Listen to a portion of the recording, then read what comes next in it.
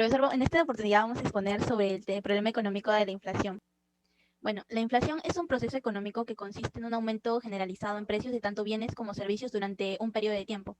La explicación más preponderante a que se produzca este fenómeno es un exceso de dinero en el mercado, pues esto genera que el dinero se desprecie volviéndose, por así decirlo, más barato, y la demanda de bienes se vuelva mayor que la capacidad productiva del país, presentando así una escasez de bienes, por lo que para equilibrar la situación se incrementan los precios. Su importancia radica en que este fenómeno, al producirse, afecta a todos por igual, lo que ocasiona una menor inversión y una gran preocupación debido a la disminución del valor real de la moneda, según el BBVA.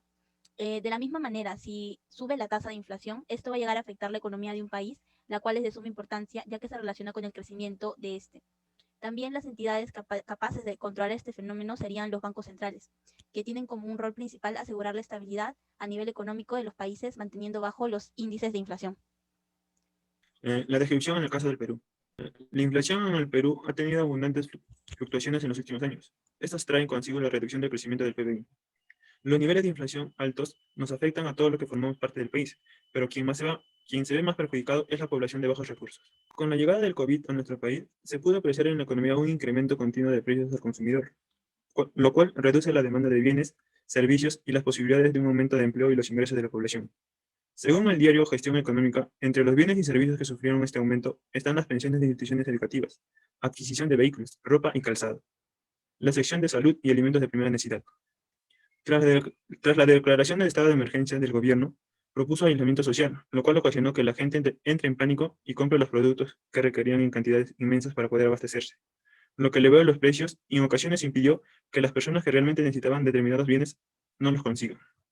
También tenemos el hecho de las situaciones por las que nuestro país pasó durante el último año, la inestabilidad política, protestas y los cambios de presidentes. Sin embargo, el gobierno siguió con los bonos para la población porque, según Smith, nuestra macroeconomía todavía presentaba elementos positivos, aunque viendo desde otra perspectiva, esto puede traer el sobreendeudamiento, tomando en cuenta la corrupción. Se podría destruir la estabilidad macroeconómica en la que hemos estado trabajando en los últimos años. Medidas que el BCR puede tomar para controlar la inflación de un país. Según el Fondo Monetario Internacional, los bancos centrales tienen como rol principal asegurar la estabilidad a nivel económico de los países, lo que significa que deben mantener un índice de inflación bajo. Para ello deben establecer ciertas políticas con el fin de hallar una estabilidad en los costos. En el caso de la inflación se aplican las políticas monetarias restrictivas, las cuales consisten en disminuir la cantidad de dinero correspondiente al mercado, para así estabilizarlo o minorar la inflación. De igual manera, se deben controlar las tasas de intereses a corto plazo, debido a que éstas influyen en las tasas a largo plazo y la actividad económica en general.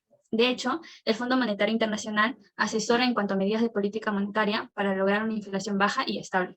Actualmente, el Banco Central de Reserva del Perú, para salvaguardar una estabilidad monetaria, utiliza una meta de inflación anual, la cual considera un rango del 1 al 3%.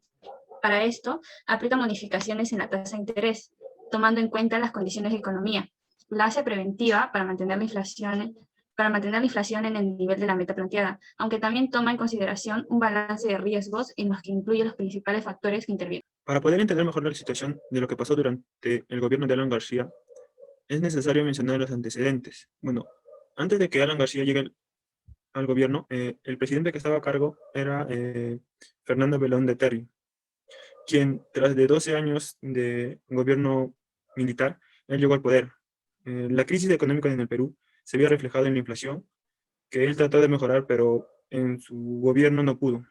La devaluación del sol real, que en el último gobierno trató de cambiarlo al INTI, pero conforme el gobierno de Alan García, volvieron a cambiarlo, y un déficit fiscal. Entre 1980 y 81, los ingresos del PBI se reducen en 6%, los gastos corrientes disminuyen en 4%, el ahorro público cae de 2.5 a 0.6 y un déficit fiscal de 6.6%.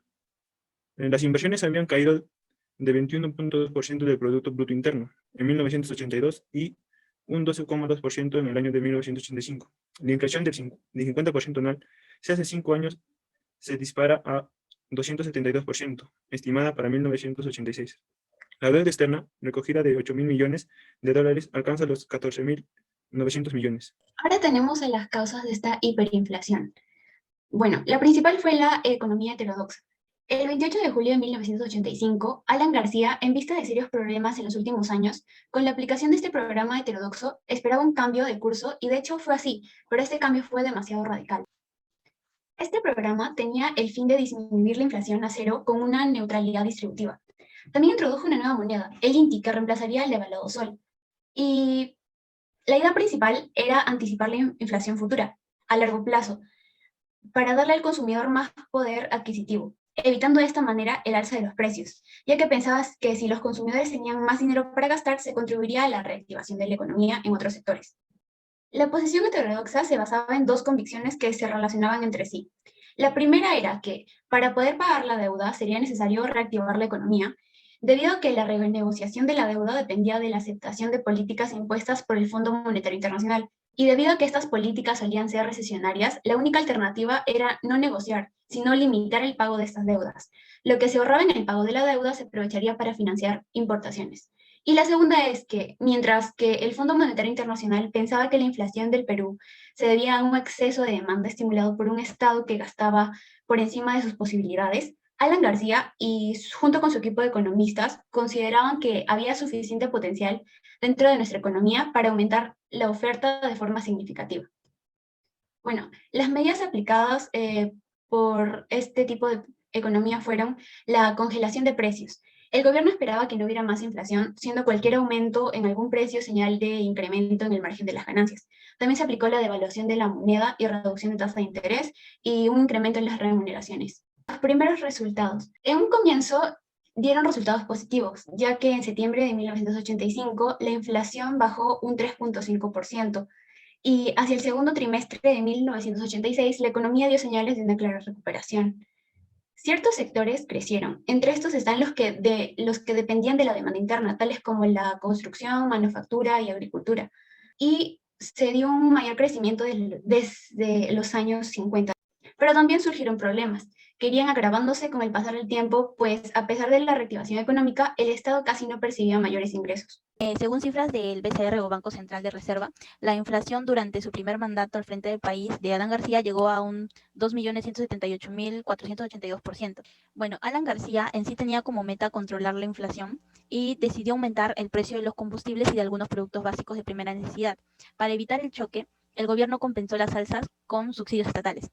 La gasolina subió un 30%, la electricidad un 12% y los alimentos como la leche, el maíz y el arroz también registraron incrementos en sus costos. Ante la falta de reservas internacionales, el Estado empezó a imprimir más dinero, a dar más subsidios, se ordenó alzas de sueldos y esto terminó en significar el aumento de la inflación que ya se venía dando. Bueno, en sí el dinero de los peruanos ya no valía nada, el déficit fiscal y la inflación se dispararon, los cambios en los precios se daban en cuestión de horas, los productos de consumo básico costaban más del 50% más caro el martes respecto al lunes, por ejemplo. Ya en octubre de 1987, el gobierno de García Pérez devaluó el INTI en un 24%. El anuncio de los paquetazos continuaban y al finalizar ese año la crisis y recesión económica ya eran evidentes. A falta de dólares, el Banco Central no pudo controlar el alza de la tasa de cambio. García puso en marcha un plan denominado Plan Cero, el cual terminó empeorando la situación y la inflación pasó a ser ya una hiperinflación. Los precios subieron en un 114%.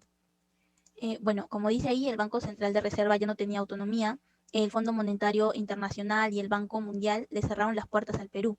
El Perú dejó de ser sujeto de crédito internacional para importantes agencias de cooperación como el Banco Interamericano de Desarrollo y el Banco Mundial, como se mencionó, y muchas obras públicas que se habían aprobado en el gobierno anterior no se llegaron a realizar. En un primer momento, muchos peruanos no se dieron cuenta de las implicancias de esta decisión, que acabó desatando también, como se dice en la diapositiva, un aislamiento internacional. Un enfrentamiento del país con los acreedores extranjeros y esta es considerada una de las peores crisis económicas en la historia del Perú. Bueno, como consecuencias específicas, las siguientes, ¿no?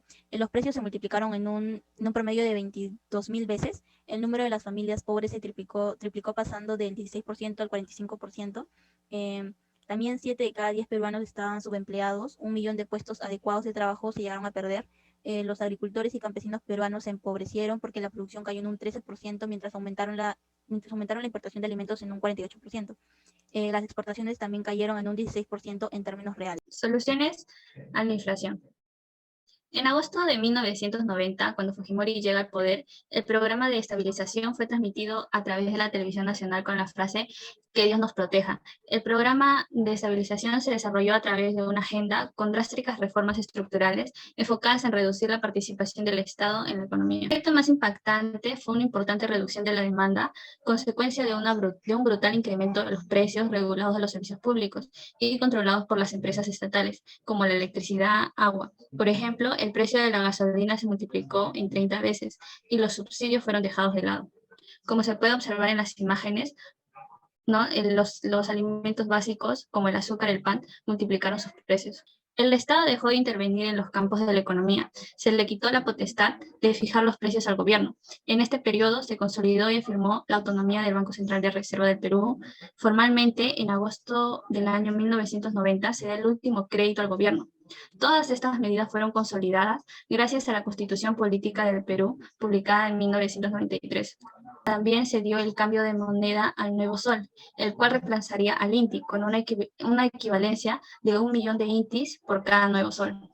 Por otro lado, la reducción del Estado y la liberación de la economía nacional fomentaron la inversión extranjera. Como resultado, el Fondo Monetario Internacional se contentó con las medidas del Perú y garantizó la financiación de préstamos para el Perú. Así, con el respaldo de organismos externos como el Fondo Monetario Internacional o el Banco Mundial, recibe el financiamiento necesario vía préstamos que le permitió aplicar estas políticas. Así, finalmente, con la eliminación de los subsidios al consumo de los precios y unas políticas estrictas de balance fiscal, junto a otras medidas económicas, la tasa promedio de inflación empezó a descender en los siguientes años de forma sostenible.